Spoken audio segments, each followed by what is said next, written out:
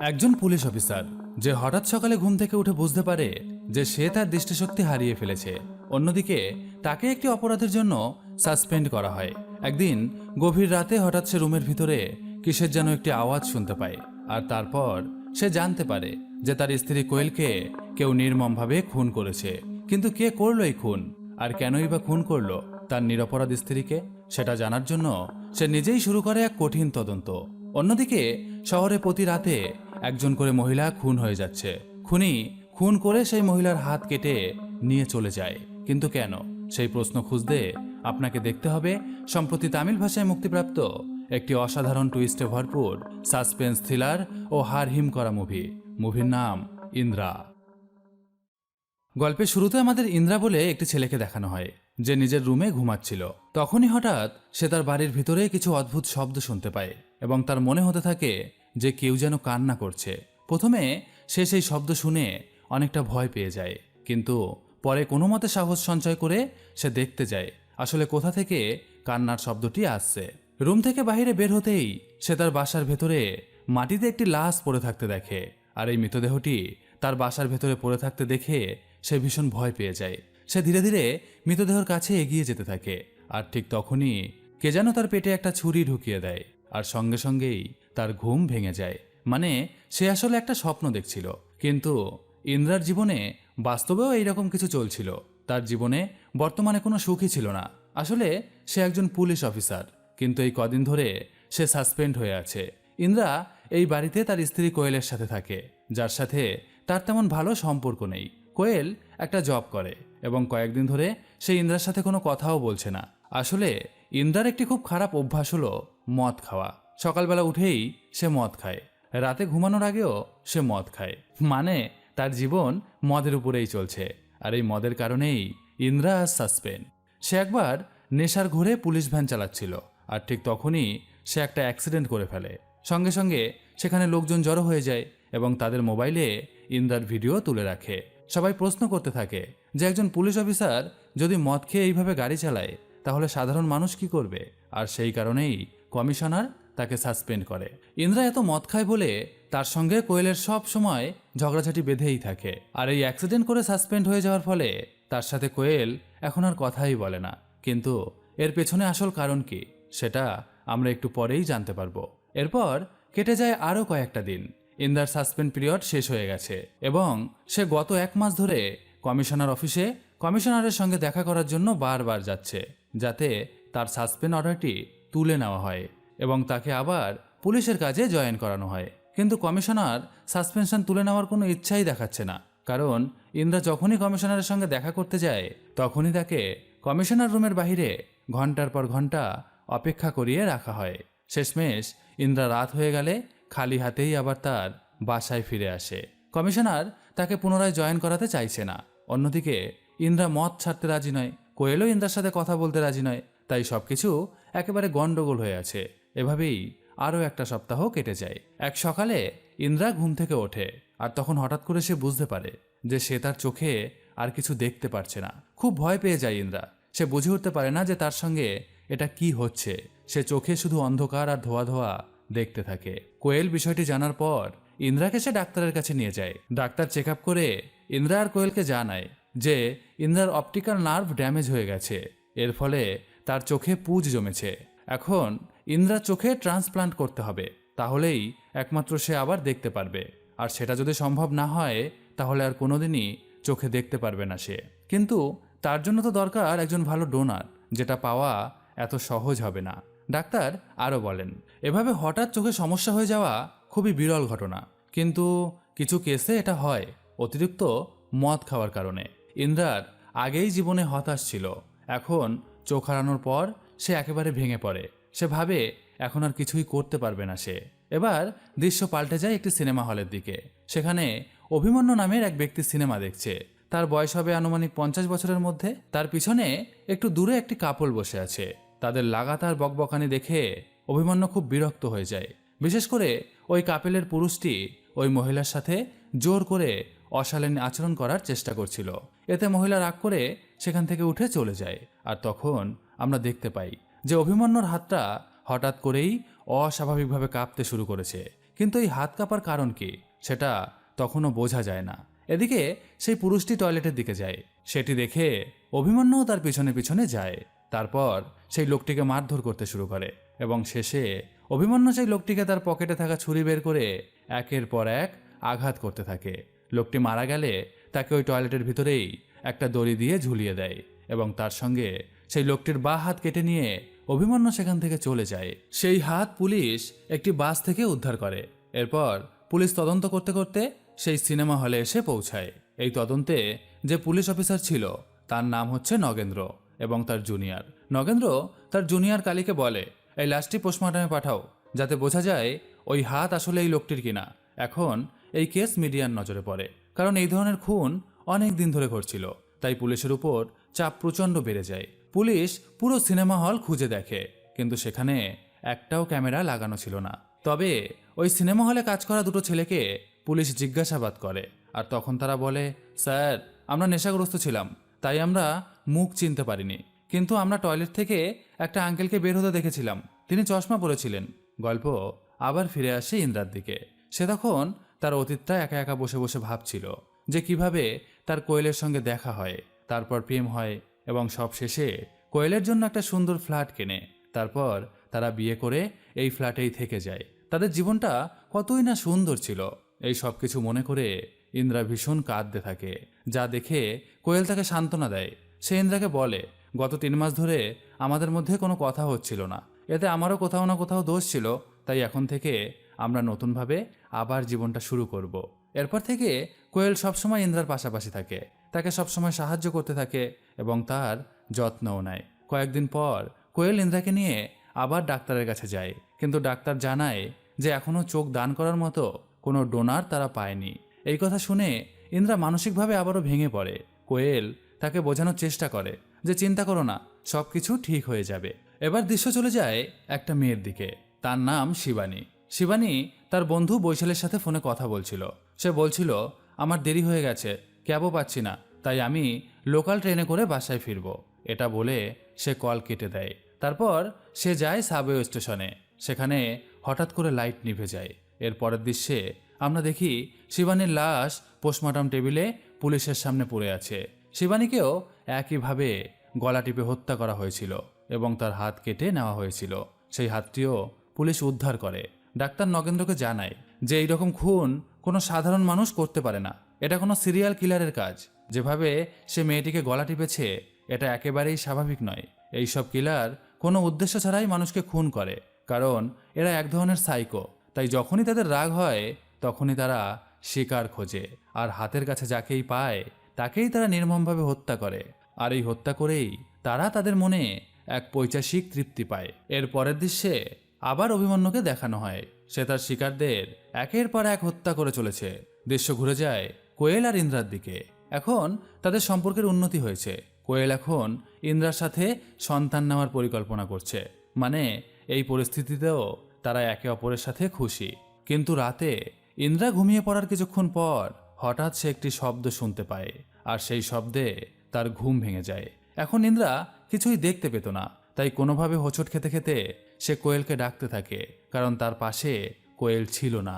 সে কোয়েলকে খুঁজে বেড়ায়, কিন্তু কোয়েল কোনো উত্তর দেয় না। আর যখন ইন্দ্রা কোয়েলকে খুঁজে পায় না, সে দুশ্চিন্তায় পড়ে যায়। তাই সে সারা ঘরে কোয়েলকে খুঁজতে থাকে। আর ঠিক তখনই সে কোয়েলের দেহের সাথে ধাক্কা খায়, যেটি তখন বাতাসে ঝুলছিল এবং তারও একটি হাত কাটা ছিল। ইন্দ্রা তখন কান্না করতে করতে পাগলের মতো কোয়েলকে ডাকতে থাকে, কারণ সে কোয়েলকে নিজের জীবনের থেকেও বেশি ভালোবাসত। কিন্তু ততক্ষণে কোয়েল মারা গেছে। সকালে পুলিশ ইন্দ্রার ফ্ল্যাটে পৌঁছে যায়।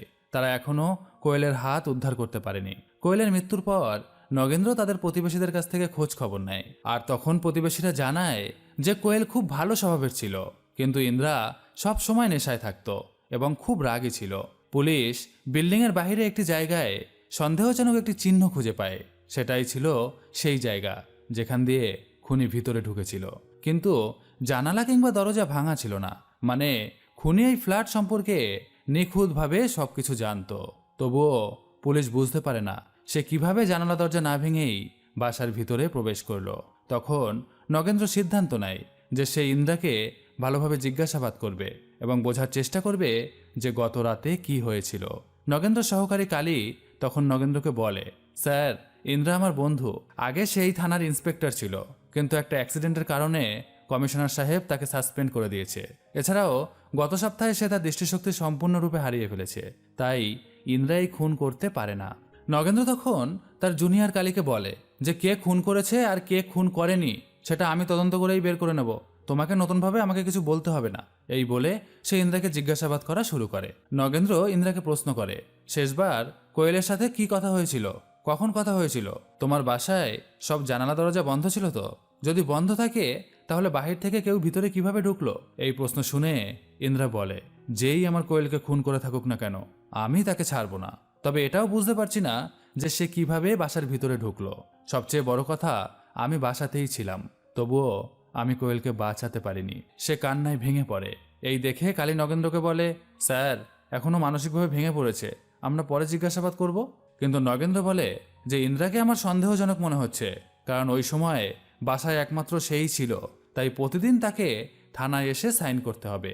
এরপর নগেন্দ্র তার টিমকে বলে, কাজে নেমে পড়ো, আমরা এখনো কোয়েলের কাটা হাতটা খুঁজে পাইনি। এদিকে কোয়েলকে মনে করতে করতে ইন্দ্রা প্রচণ্ড কান্না করতে থাকে। তারপর সে সিদ্ধান্ত নেয় যে যেভাবেই হোক কোয়েলের খুনিকে সে ধরবেই। তাই সে কালীকে সাহায্য করতে বলে, কারণ তার একার দ্বারায় তদন্ত করা সম্ভব নয়, কারণ সে তো চোখেই দেখতে পায় না। প্রথমে কালী রাজি হয় না, কিন্তু বন্ধুত্বর কারণে শেষে কালী রাজি হয়ে যায়। এরপর কালী ইন্দ্রাকে প্রথম খুনের কাহিনী বলে, যেটা ঘটেছিল সিনেমা হলের টয়লেটে। যে লোক মারা গিয়েছিল সে এক পতিতার সাথে এসেছিল, তাই তখন ইন্দ্রা সেই মহিলার কাছে যায়। মহিলা বলে, আমি তো পুলিশকে আগেই বলেছি আমি ওই লোকটিকে চিনতাম না, সে পাবলিক প্লেসে অশালীন আচরণ করছিল, তাই আমি চলে আসি। পরের দিন জানতে পারি যে সে মারা গেছে। এদিকে ইন্দ্রা কোনো সূত্র পাচ্ছিল না। অন্যদিকে অভিমন্যু আর একজন মেয়েকে মেরে ফেলে। তার লাশ এবং হাত পুলিশ পরদিন খুঁজে পায়।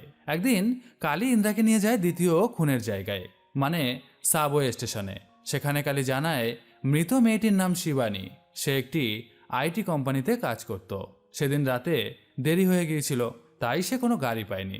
লোকাল ট্রেনে ফেরার সময় তাকে খুন করা হয়। খুনের আগে শিবানী তার বন্ধু বৈশালীর সাথে ফোনে কথা বলেছিল, তাই পরদিন ইন্দ্রা বৈশালীর সাথে দেখা করে। বৈশালী বলে, আমার সাথে কথা বলার সময় শিবানী বলেছিল কেউ তাকে ফলো করছে, তারপর হঠাৎ কল কেটে দিয়েছিল। তখন ইন্দ্রা জিজ্ঞাসা করে, শিবানীর কোনো বিশেষ বন্ধু বা বয়ফ্রেন্ড ছিল?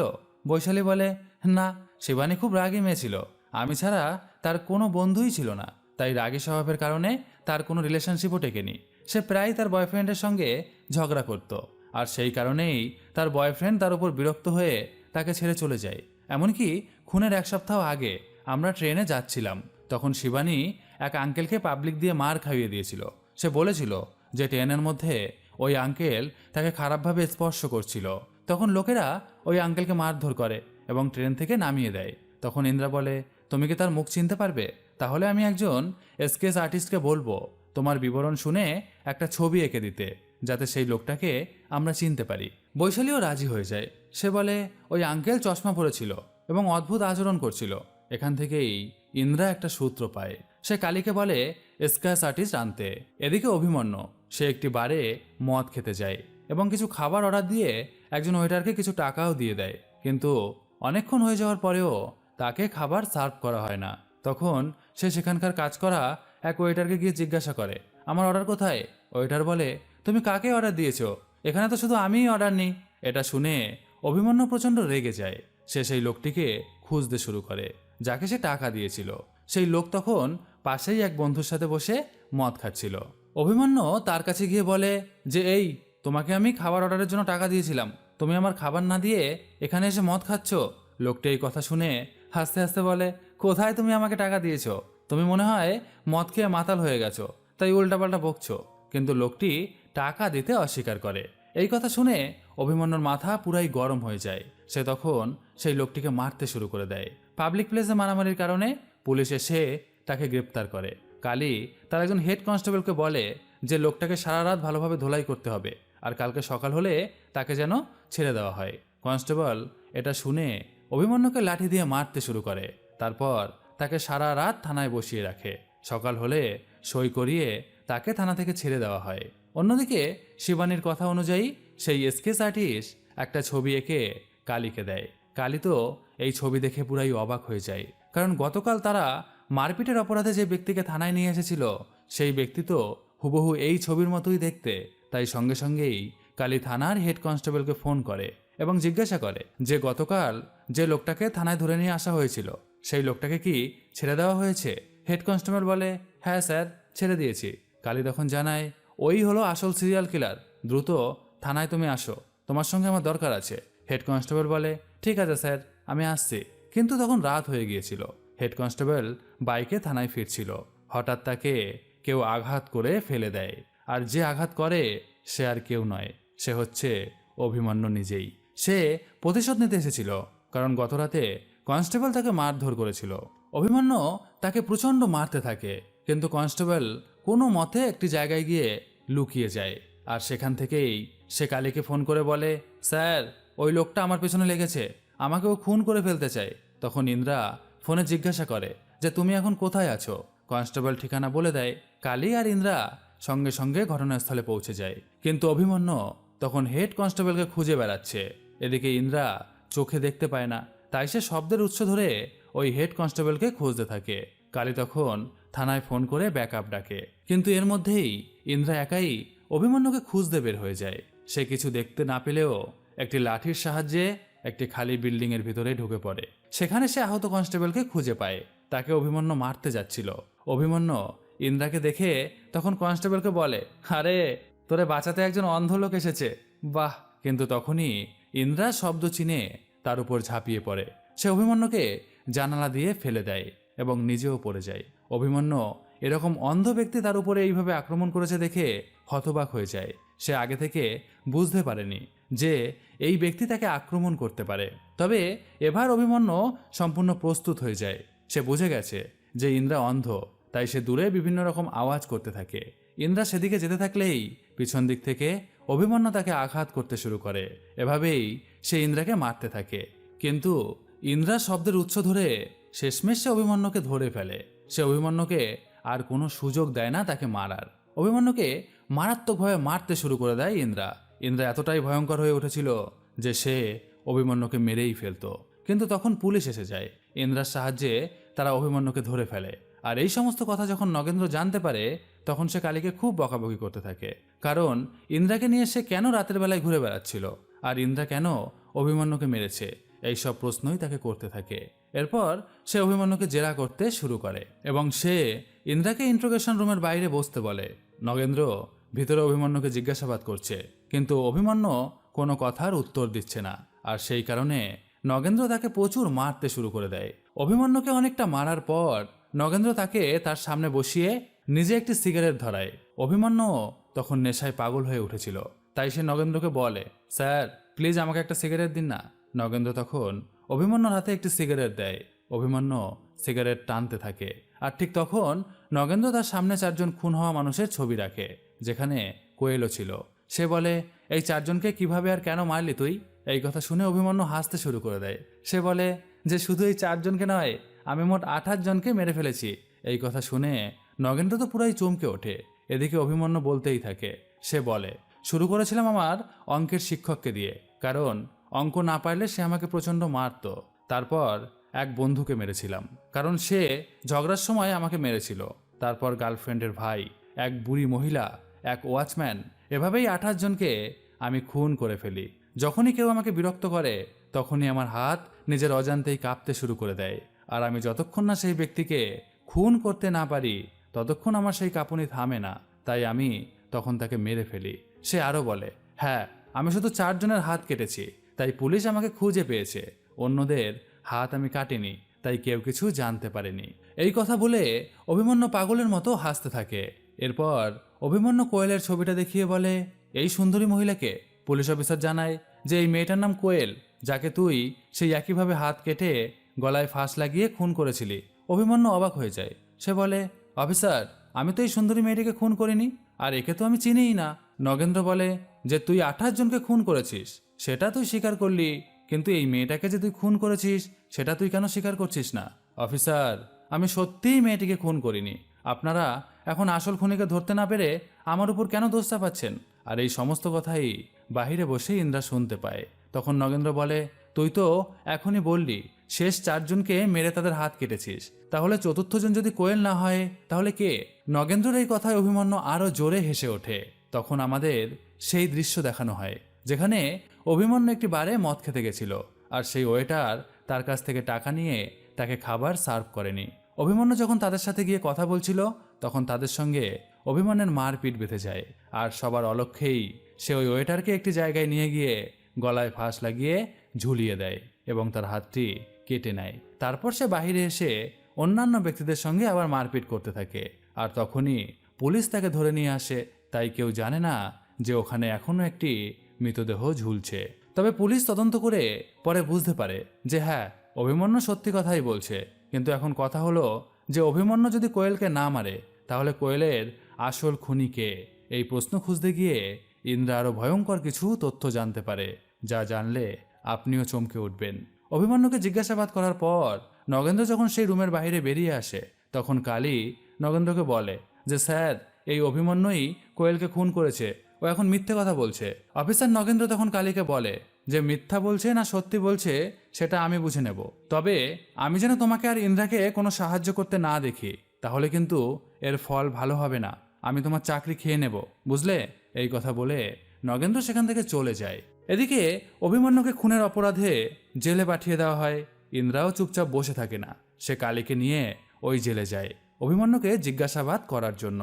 জেলের ওয়ার্ডানকে ঘুষ দিয়ে ইন্দ্রা জেলে প্রবেশ করে অভিমন্যুর সঙ্গে দেখা করে। তার স্ত্রী কোয়েলের ছবি বের করে সে অভিমন্যুকে জিজ্ঞাসা করে যে এই মেয়েটাকে তুই কেন খুন করেছিস? এর পেছনে আসল উদ্দেশ্য কি? আমাকে সত্যি বল, না হলে আমি তোকে এখানেই মেরে ফেলবো। ইন্দ্রাকে দেখে অভিমন্যুর মাথা তো পুরাই গরম হয়ে যায়, কারণ তার কারণেই পুলিশ তাকে ধরতে পেরেছে। অভিমন্যু ইন্দ্রাকে বলে যে আমি কতবার বলবো তোর স্ত্রীকে আমি খুন করিনি, তার সঙ্গে আমার কোনো শত্রুতা ছিল না। কিন্তু অভিমন্যুর কোনো কথাই বিশ্বাস করে না ইন্দ্রা। সে অভিমন্যুর উপর ঝাঁপিয়ে পড়ে, কিন্তু সে তো অন্ধ, তাই অভিমন্যু সেই সুযোগ নিয়ে ইন্দ্রাকে মারতে শুরু করে দেয়। আর ঠিক তখনই পুলিশ এসে অভিমন্যুকে ধরে ফেলে। এদিকে নগেন্দ্র তখনও অভিমন্যুর বিরুদ্ধে তদন্ত চালিয়ে যায়, আর এই তদন্ত করতে করতে সে জানতে পারে যে 3 মাস আগে একটা মেয়ে নিখোঁজ হয়ে যায়, যে মেয়েটা অভিমন্যুর বাসায় কাজ করত। পরে ওই মেয়েটা যে বাসায় ভাড়া থাকতো সেই বাসার মালিক একটা মিসিং ডায়েরি থানায় করে, কিন্তু সেই মেয়েটিকে এখনো পর্যন্ত খুঁজে পাওয়া যায়নি। তবে পুলিশ সেই কেসটার বেশি তদন্ত করেনি, কেসটা সেখানেই বন্ধ করে দেওয়া হয়েছিল। এরপর সেই ঠিকানা ধরে নগেন্দ্র যখন সেই বাসায় পৌঁছে যায় তখন সে জানতে পারে যে ওই মেয়েটি ছিল এতিম, তার মা বাবা কেউ ছিল না। সে লোকের বাসায় কাজ করেই তার জীবনযাপন করত এবং 3 মাস ধরে তার আর কোনো খোঁজ খবর পাওয়া যাচ্ছে না। বাড়িওয়ালা জানায় যে ওই মেয়েটি যে রুমে থাকতো সেই রুমটি এখনও তালাবন্ধ অবস্থায় পড়ে রয়েছে। নগেন্দ্র ধীরে ধীরে সেই রুমের ভিতরে প্রবেশ করে, আর তখন সে ওই মেয়েটির একটি ছবি পায়।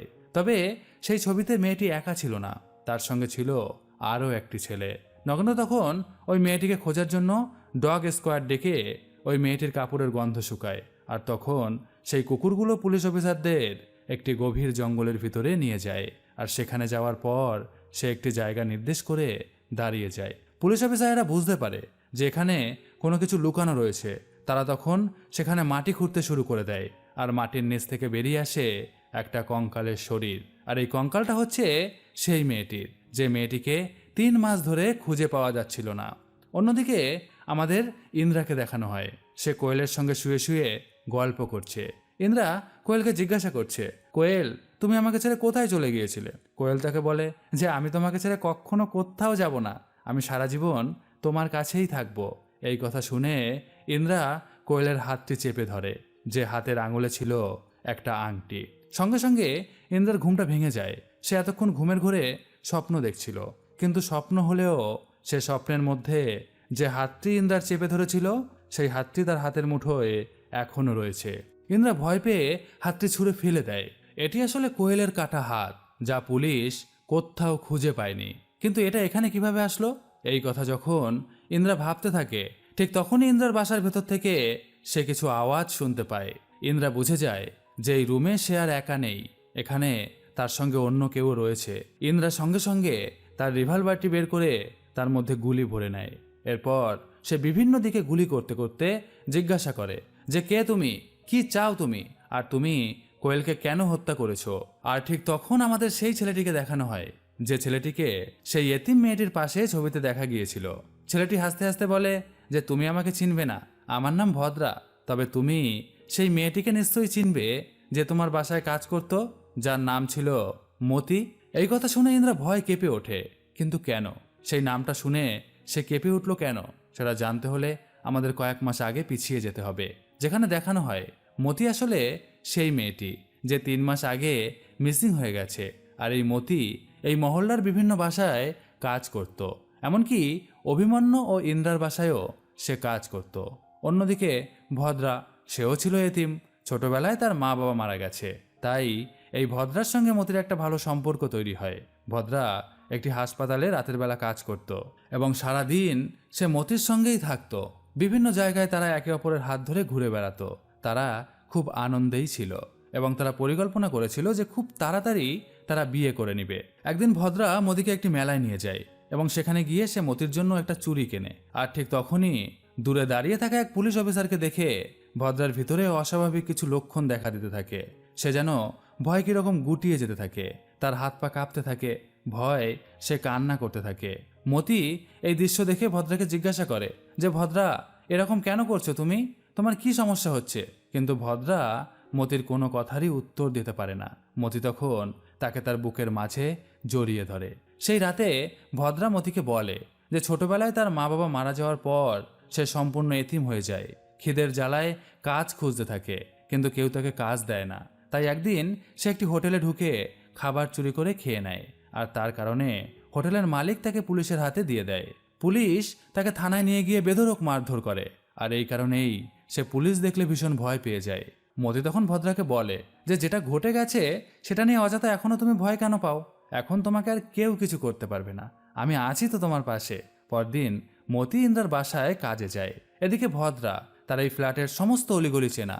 সে সবার চোখের আড়ালে ফ্ল্যাটের পাইপ বেয়ে ইন্দ্রার বাসায় ঢুকে পড়ে।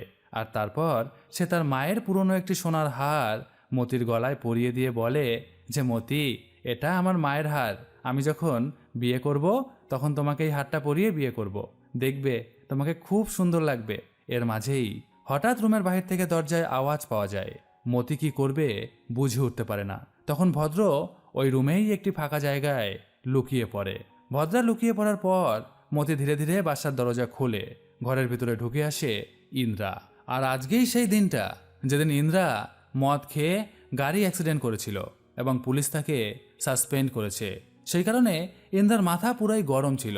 সে মতিকে বলে তার যেখানে মদের বোতল রাখা থাকে সেখান থেকে একটি মদের বোতল যেন তাকে এনে দেওয়া হয়।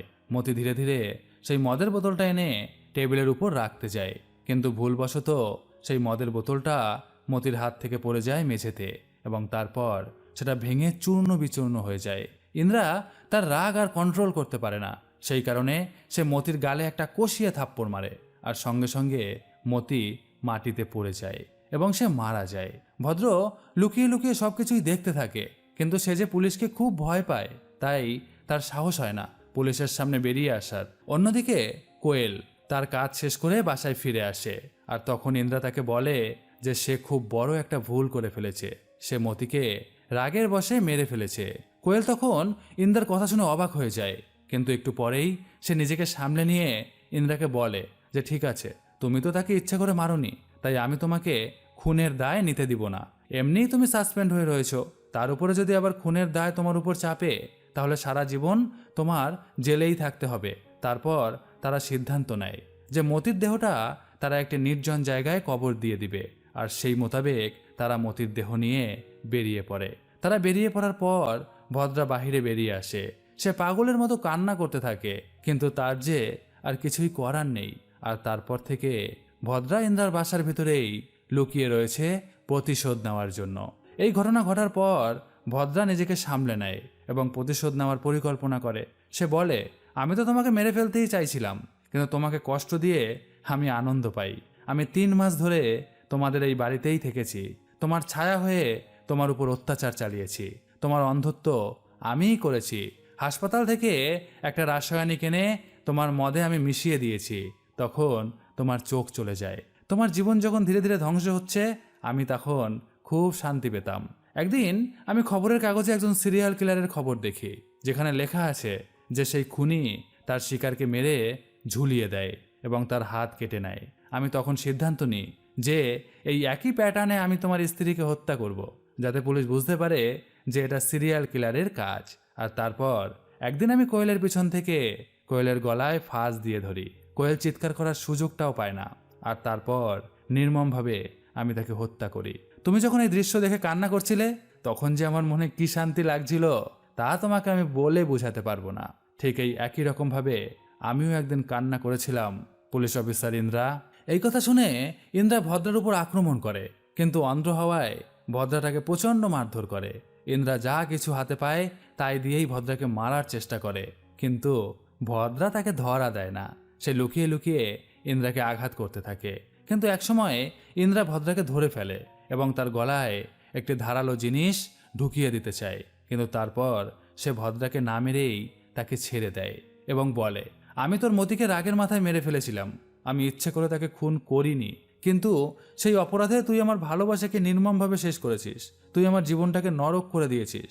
প্রথমে আমার চোখ অন্ধ করে দিলি, আর তারপর আমার ভালোবাসাকে কেড়ে নিলি। এই জীবন রেখে আমি আর এখন কি করব? তুই আমাকে মেরে ফেল। যদি আমাকে মেরে তোর শান্তি হয় তাহলে আমাকে মেরে মুক্তি দে।